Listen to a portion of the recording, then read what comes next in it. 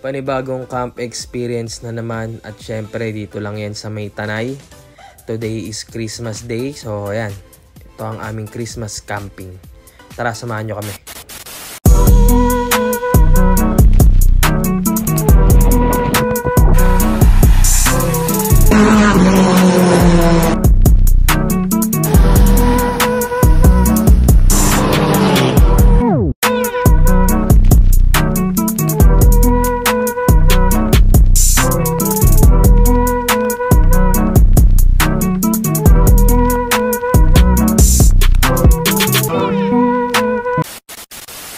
Yo, what up? It's a good day. Merry Christmas sa lahat. At syempre, gusto naming maging payapa. Kaya naman tayo ay magkakamp para malayo sa inaanak. So yun, samahan nyo kami. Pupunta tayo sa The Preserve. So, tignan natin yung way, kung kamusta yung campsite. Para sa mga pupunta, may idea kayo. So ayan, samahan nyo kami sa biyahe namin. Dito na tayo sa Marcos Highway. So madalas kami dito sa Tanay kasi 1.5 to 2 hours lang nandun ka na kaagad sa campsite. So perfect kasi malapit lang to sa Metro Manila. Kaya kami gumagawa ng gantong video, syempre para yung mga gustong pumunta sa campsite na napuntahan namin, just in case makikita nila yung way. Kaya ayan, dito na tayo sa Marilaki Highway. Nabubulol-bulol patuloy ako. So ayan, tara, biyahe tayo. Pag aakit kayo dito, medyo ingat lang, no? Kasi syempre maraming nagmomotor dito na minsan talagang naghahatawan sila. So be alert na lang din sa mga kasabay. Tapos ayan, bago kami dumiretso ng campsite, pumunta muna kami dito sa Tanay Viewpoint. Kain muna kami para pagdating sa campsite, setup lang muna, walang luto. So malapit na tayo dito sa Santa Ines Road. Ayan, dyan kayo papasok. So pag galing kayo dun sa kabilang side, dyan kaliwa. So nilagpasan muna kasi namin siya dahil nga kumain kami. Pero ito yan, paglagpas lang ng manukan ng konti, nasa kaliwang side nyo siya. So ayan, as you can see, makikita nyo naman sementado po ang daan. Pero paglagpas dyan ng kaunti, meron na ring off-road.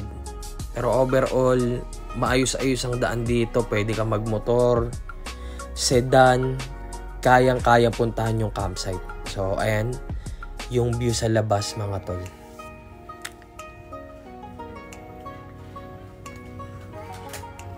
Ganda na rin ng paligid papunta eh.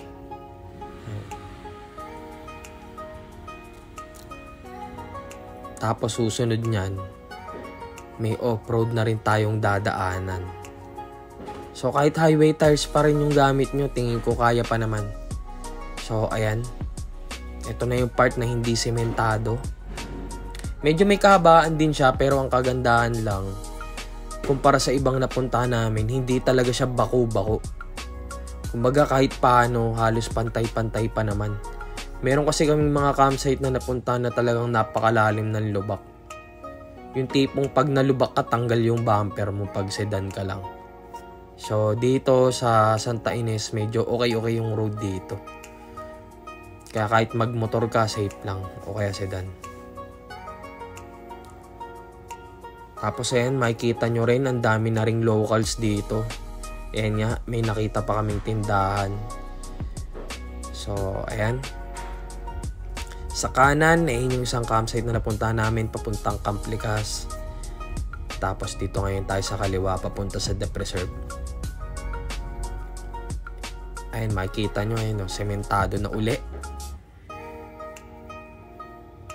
Kaya hindi mahirap puntahan mga tol, kayang-kaya nyo yan. So ayan, dumating na nga kami. Tapos ayun pala, dito sa The Preserve, walang river crossing. So yun yung kagandahan niya talaga. Hindi kayo mahahassle. Kahit hindi kayo naka 4x4 or hindi elevated yung inyong sasakyan or naka-lift, okay lang kasi nakaagad The Preserve. So ayan, ito yung camp area na binigay sa amin. So So yun yung kagandahan, no? Hindi nila hinahayaang maging crowded yung place. Tapos ayan, pagkatapos magpahinga, konting setup na tayo kaagad dyan. So ang ganda rin ng place talaga nila, no? Meron silang patungan ng tent or ng gamit para kung umulan man, hindi mapuputikan. So ayun na siya ngayon. Ayun na yung setup namin. Simple lang. Okay na kami sa ganyang setup. So ito yung CR nila. Napakalapit sa area namin.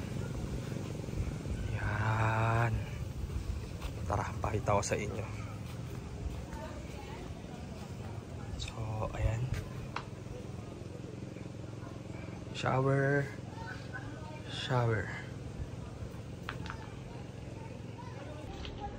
Ayan. So pagkapunta mo ng gilid, nandito yung pinaka restroom. Kasi ito shower room. Ayan. Kita nyo naman, malinis, maayos.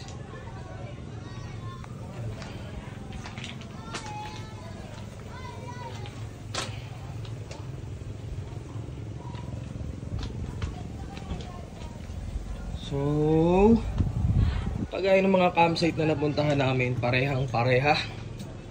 May dalawang CR, may dalawang shower, which is good. So ayan, water check. Medyo mahina mga par. Pero safe na rin yan, kaysa wala. So dito naman tayo sa shower room. Water check. Okay, dito malakas. Ayan, malakas. Goods. So yun, usually yan lang naman din tinitignan namin pag nagpupunta kami ng campsite. CR at wash area. Okay na kami ron basta may CR at wash area. Kahit sa kami dalhin. Tapos ito yung first time namin na marami kaming nakasabay na campers. Kasi madalas weekdays kami nagka-camp. So ayun. Kumbaga puno.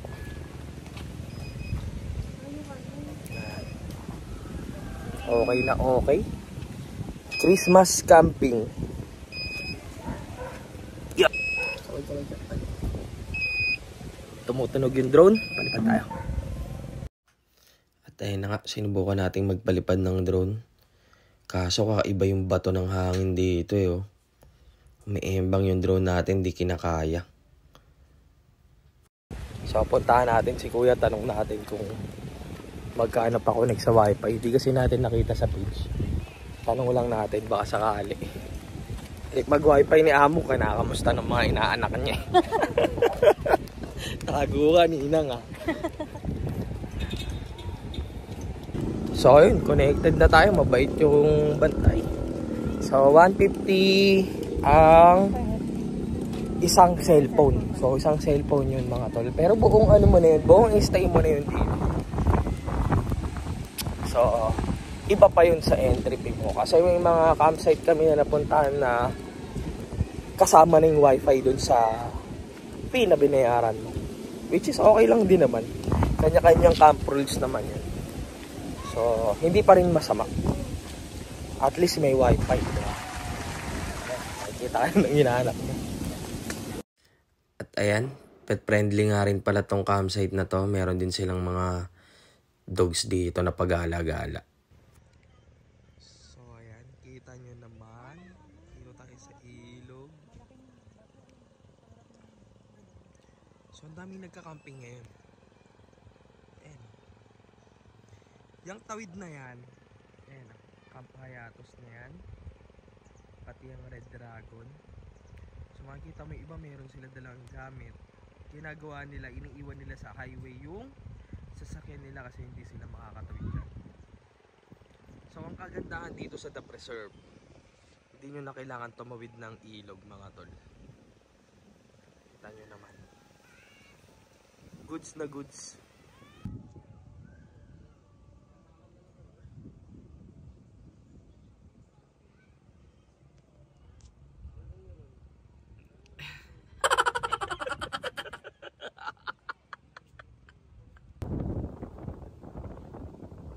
Ang sarap, ang lakas ng hangin. Makikita mo yan.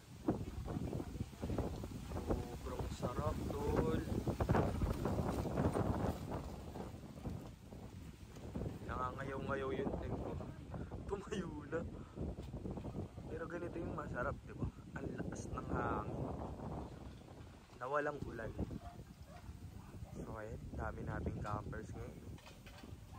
Shoutout sa inyo, mapanood nyo man to. So ayan, habang tumatagal, pakunti ng pakunti ang aming dala. Kumbaga natuto na, kasi minsan sobrang dami naming dala, di naman nagagamit lahat. So ngayon, lutuan, panluto, tapos yung mga utensils nakatabi pa. Pero dati jam pack kami.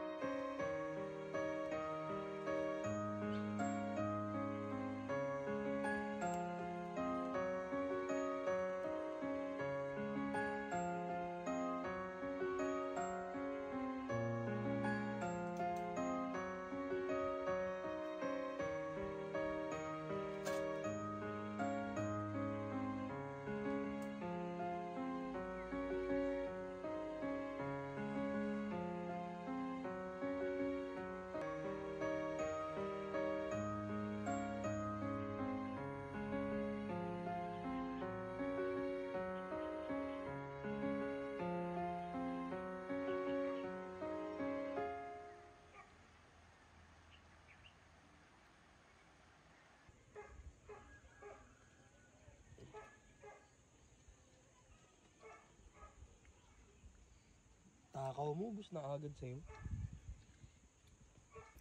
So ayun, overall, okay naman yung campsite. Maayos yung CR. So malakas yung tubig, maganda yung lugar, malinis. Tapos, the best nga, nandito na sa camp area mo yung hugasan. Kasi may mga campsite na medyo malayo yung hugasan. Pero ito, tinabi na nila mismo sa camp area mo.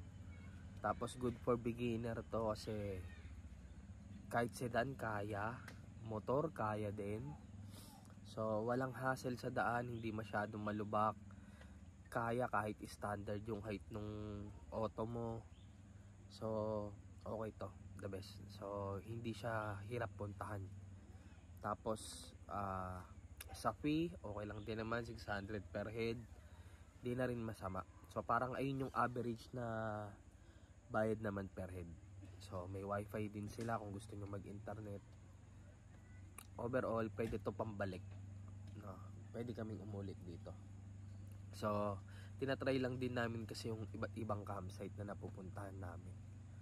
Tapos chine-check namin ano yung pwede naming balikan kasama yung mga kaibigan namin. So eto, pwede rin to. Ay, kung gusto nyo magpunta sa The Preserve, kontakin nyo lang sila.